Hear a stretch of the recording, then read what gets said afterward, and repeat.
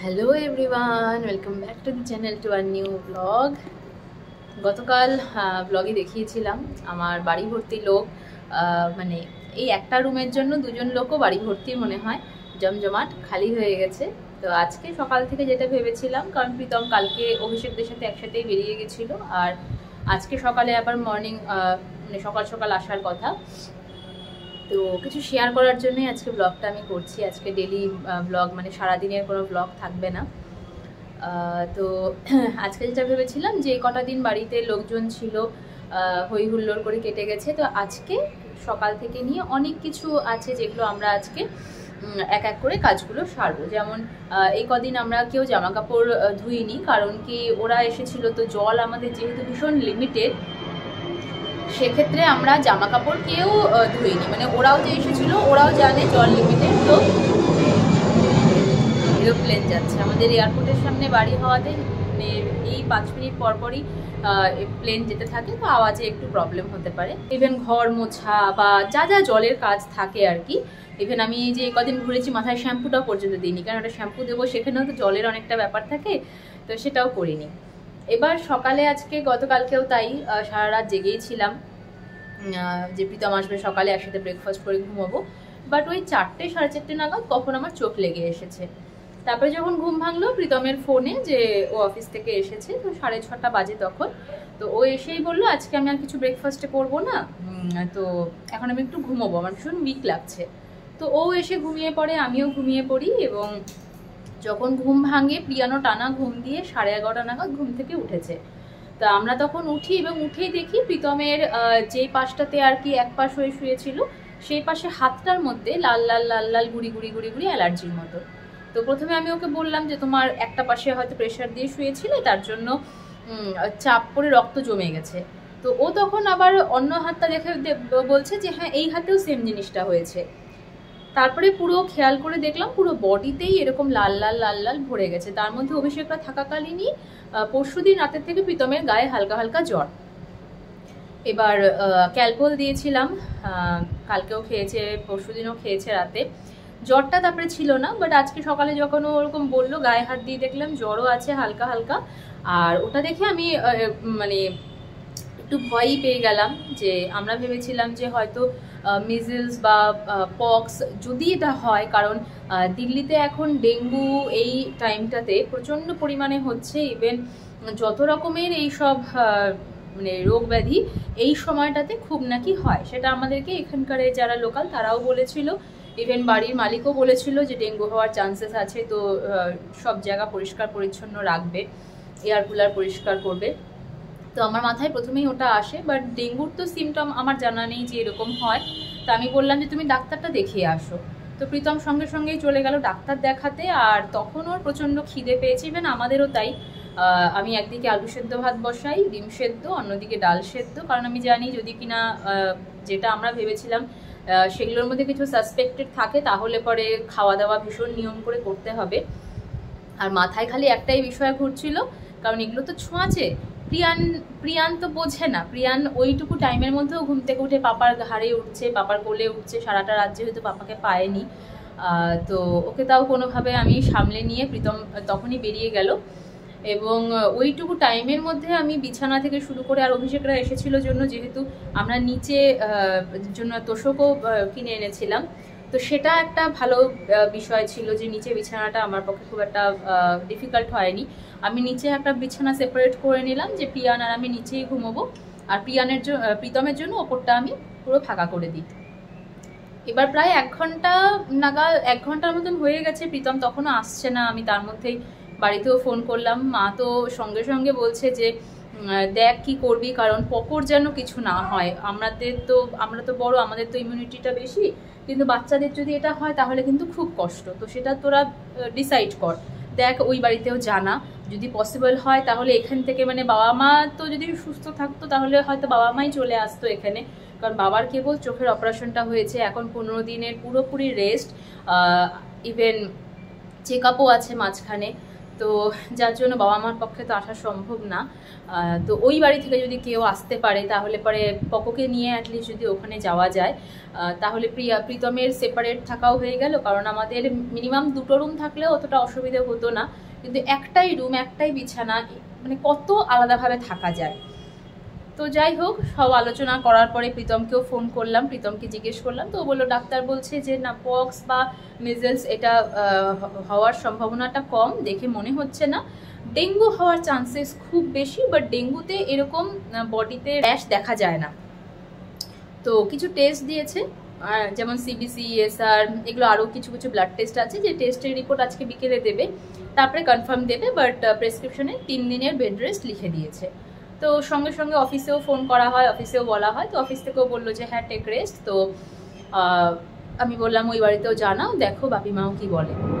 তো ও সঙ্গে সঙ্গে জানালো যে এই ব্যাপার। আবারও বললাম না, 5 মিনিট অন্তর অন্তর এখান দিয়ে এরকম প্লেন যেতে থাকে। তো যথারীতি এখন ডেঙ্গু হোক বা যেটাই হোক না কেন, বডি তো পুরোপুরি পুরো উইকনেস একটা।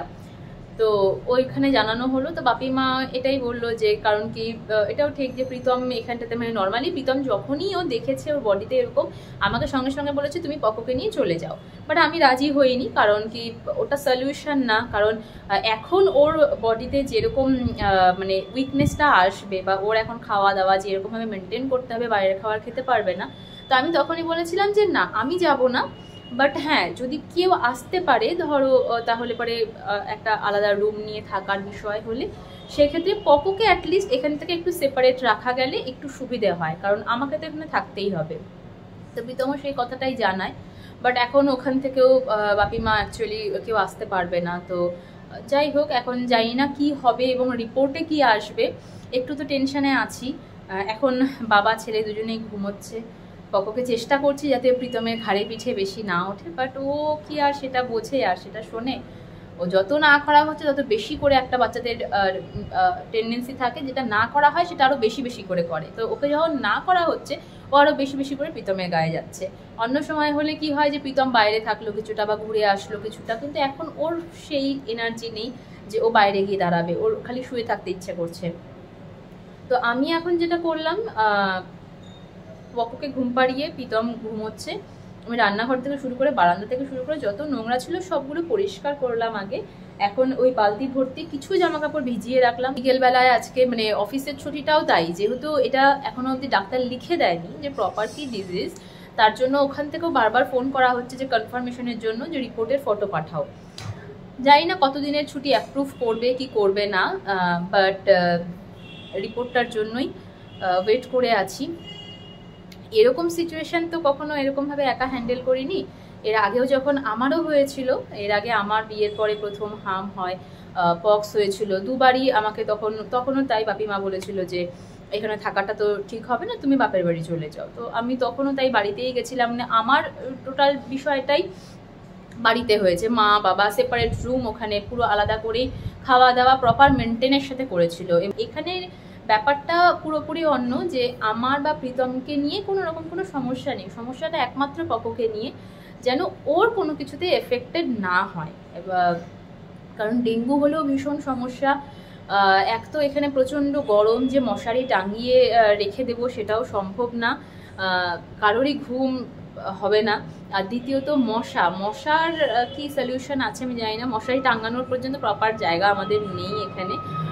তো কিছু না কিছু তো একটা সলিউশন বের করতেই হবে, কারণ যেহেতু এখন কারো পক্ষে এখানে আসা পসিবল না, আর আমাদেরও এখান থেকে যাওয়াটা কোনোভাবেই পসিবল না।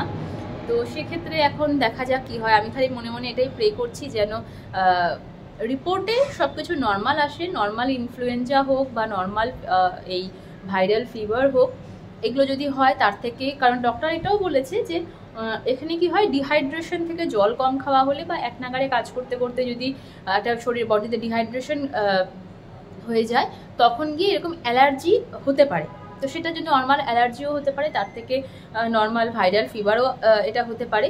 তো ওই টেস্টের রিপোর্টের উপরে পুরোপুরি ডিপেন্ড করছে যে কি হবে বা কীভাবে আমরা এটাকে হ্যান্ডেল করব। তো সকাল থেকে এগুলো নিয়ে এতটা ব্যস্ত ছিলাম যে আর কি বলবো। তো এখন যখন ওরা দুজনেই ঘুমিয়েছে তো আমি ভাবলাম যে না, সবটাই যখন শেয়ার করি এটাও একটু শেয়ার করি। কারণ একটাই, যদি কারোর কোনো সাজেশন থেকে থাকে এই মুহূর্তে, কারণ অনেকেই থাকে এরকম একার সংসারে এরকম প্রবলেম ফেস করে থাকো তোমরা, তো সেখান থেকে কিভাবে কতটুকু, কারণ আমার এটা তো পুরোপুরি আমি শেয়ার করেছি, আমার রুম একটাই, আমার কতটুকু কি জায়গা আছে বা কিছু, বা পপোকে নিয়ে একটা বাচ্চার জন্য, তো কোনো রকম কোনো প্রিকশন কি নিলে পারে ভালো হয় কি না হয়, সেটা যতটুকু তোমাদের জানা থাকবে আমার সাথে একটু কাইন্ডলি শেয়ার করো, তাহলে আমি আরও একটু বেশি করে আমার নলেজের মধ্যে যেগুলো আছে সেগুলো তো আমি করছি, বাট নলেজের বাইরেও অনেক কিছু থাকবে। আমি জানি যেরকম প্রীতমের খাওয়া দাওয়ার উপরে যে কি খাওয়ালে এই সময় ভালো বা কিছু, তো তার জন্যই। তো যাই হোক, দেখা যাক, সব কিছুই আমরা একসাথে খুব ভালোভাবেই ওভারকাম করে ফেলি প্রত্যেকটা সিচুয়েশন। এটাও খুব একটা বড় ডিফিকাল্ট কিছু না। আমি শুধু চাই ওর শরীরটা সুস্থ থাকুক, খুব বেশি উইকনেস বা খুব বেশি একদম বিছানায় পড়ে যাওয়া এই জিনিসটা যাতে না হয়, বাকিটা আমি ম্যানেজ করে নেব। দেখা যাক কি হয়। বাবার যদি চোখের অপারেশনটা এই মুহূর্তে না হয়ে থাকতো তাহলে তো আর কোনো কথাই ছিল না, বাবা মাই চলে আসতো, অনেকটা আমি হালকা হতাম। বা যাই হোক, এই টাইমেই ফ্যামিলি সাপোর্টটা ভীষণ দরকার। আর এমন টাইমেই এরকম একটা ঘটনা ঘটলো যখন বাবা মার পক্ষে আসা কোনোভাবেই পসিবল না। পসিবল ছিল যদি বাপি মার মধ্যে কেউ আসতে পারতো বা কিছু, বাট যাই হোক, ছিল শেয়ার করার মতন। তোমরা জানিও কি করলে ভালো কি বা না। আর এটাই প্রে করছি, তোমরা একটু প্রে করো যেন মিজেলস বা পক্স বা এগুলো যেন না হয় নর্মালি, বা ডেঙ্গুটাও যেন না হয়। কারণ ডেঙ্গু হলে পরে ভীষণ মুশকিল। এখন এখানে মশা মাছির উপদ্রব এত, এটা থেকে মানে পকর বা আমার হওয়ার চান্সেসটাও বেশি। তো সবাই যদি আমরা অসুস্থ হয়ে যাই, কে কাকে দেখবে? প্লাস প্রীতম কতদিনের ছুটি পাবে সেটাও বিশাল ব্যাপার। দেখা যাক। তো চলো, আজকের মতন এতটুকুই শেয়ার করার ছিল।